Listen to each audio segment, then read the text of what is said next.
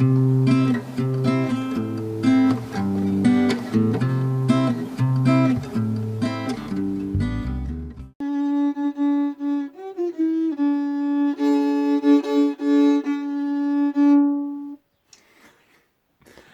quite like the idea of learning to play the fiddle, but it's probably one of the trickiest instruments I've ever had to go at, and I'm not the most musically talented. It probably comes from watching Sherlock Holmes as a kid. I always used to like that, but he only ever played that one little tune, didn't he? This is my book series. Welcome to Wild Camphor, by the way. This is my book series. Books are amazing things. I think you should read. It's really important.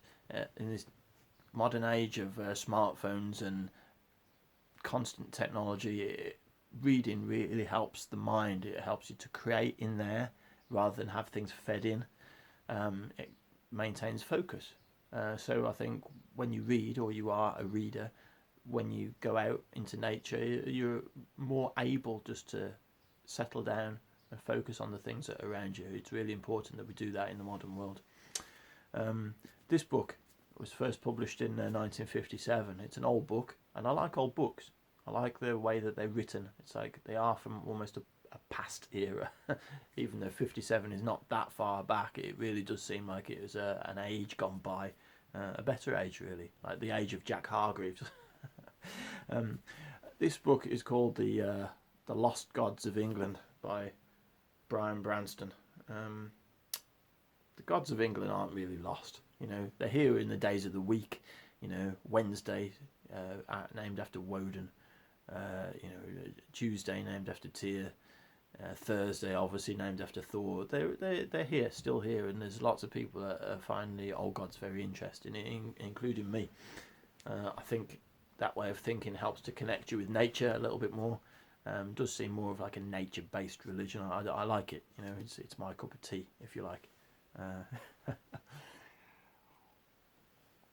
But I want to read just a little section from chapter 6 from The Lost Gods of England by Brian Branston. Chapter 6 is entitled Woden.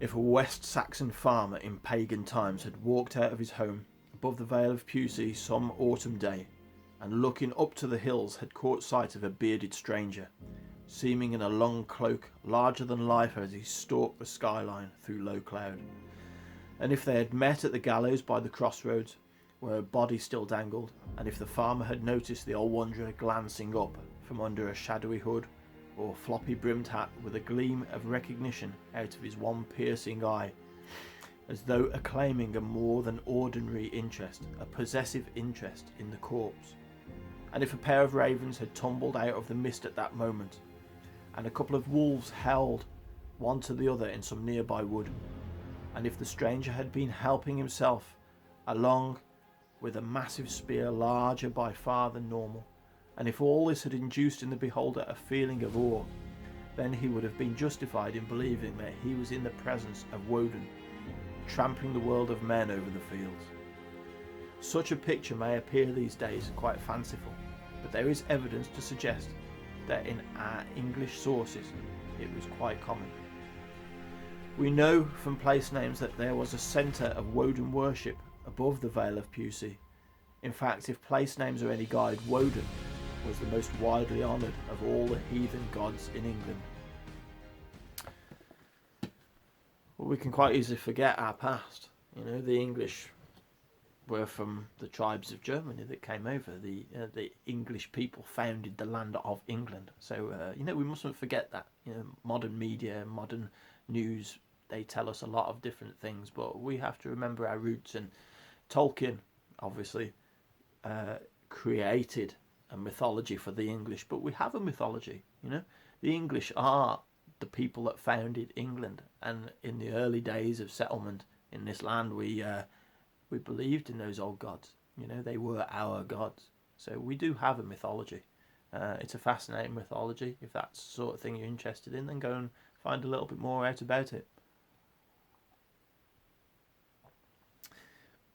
Spring is here, so I think I'm going to go and take Bramble the scent hound out for a bit of a walk. look the book up. You'll enjoy it.